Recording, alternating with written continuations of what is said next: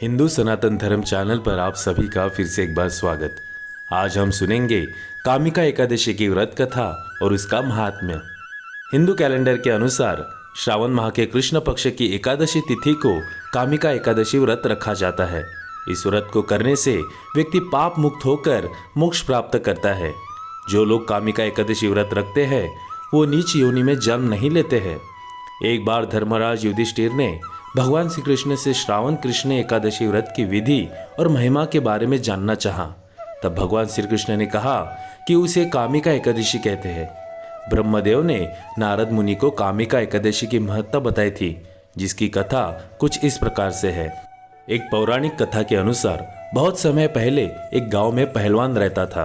पहलवान नेक दिल का आदमी था, लेकिन उसका स्वभाव बहुत क्रोध करने वाला था।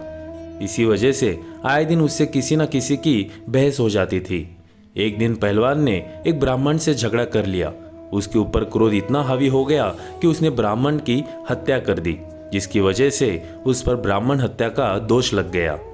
इस दोष से बचने और पश्चाताप के लिए वो ब्राह्मण के दाह संस्कार में शामिल होने गया, लेकिन पंडितों ने उसे वहां से भगा दिया। पंडितों ने ब्राह्मण की हत्या का दोषी मानकर पहलवान का सामाजिक बहिष्कार कर दिया। ब्राह्मणों ने पहलवान के यहाँ सभी धार्मिक कार्य करने से मना कर दिया। सामाजिक बहिष्कार से परेशान होकर पहलवान ने एक साधु से पूछा कि वो कैसे इस दोष से मुक्त हो सकता है। इस पाप से बचने का उपाय जानना चाहा। साधु ने पहलवान को कामिका एकादशी का व्रत करने की सलाह दी। साधु के कहने पर पहलवान ने कामिका एकादशी व्रत का विधि विधान से पालन किया।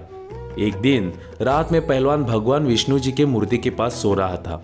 उसे नींद में भगवान विष्णु के दर्शन हुए और उसने सपने में देखा कि भगवान उसे ब्राह्मण हत्या के दोष से मुक्त कर दिया है। उसी दिन से कामिका एकादशी व्रत रखने का प्रचलन हो गया।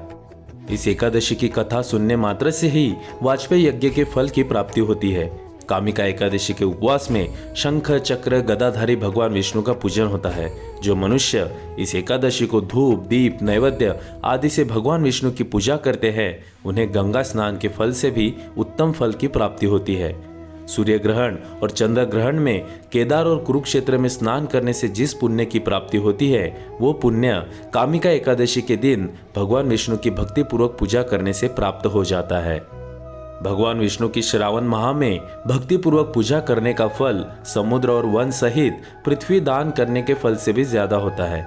व्यक्तिपात में गंडकी नदी में स्नान करने से जो फल प्राप्त होता है, वो फल भगवान की पूजा करने से मिल जाता है।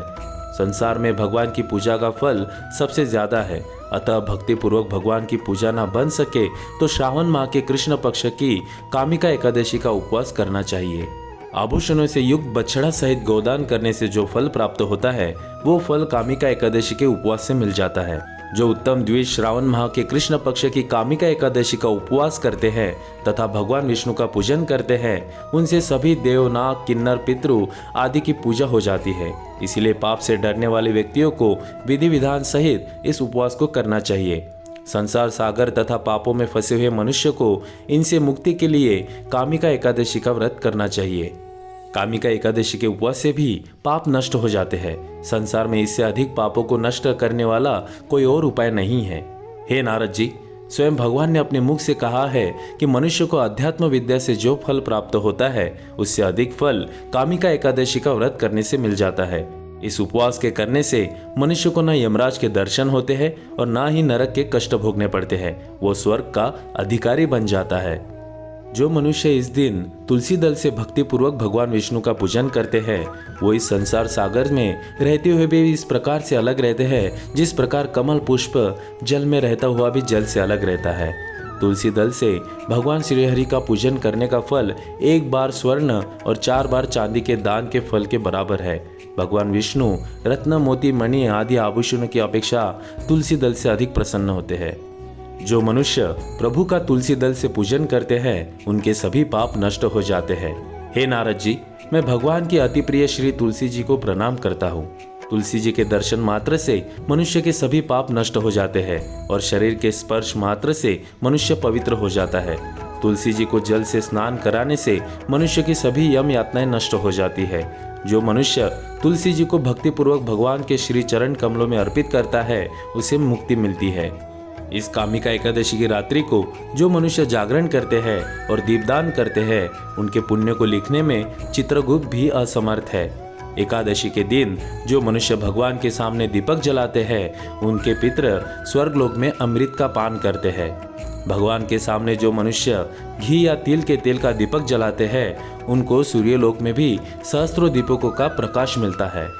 इस व्रत के करने से ब्रह्म हत्या आदि के सभी पाप नष्ट हो जाते हैं और इलोक में सुख भोग कर प्राणी अंत में विष्णु लोक को जाते हैं।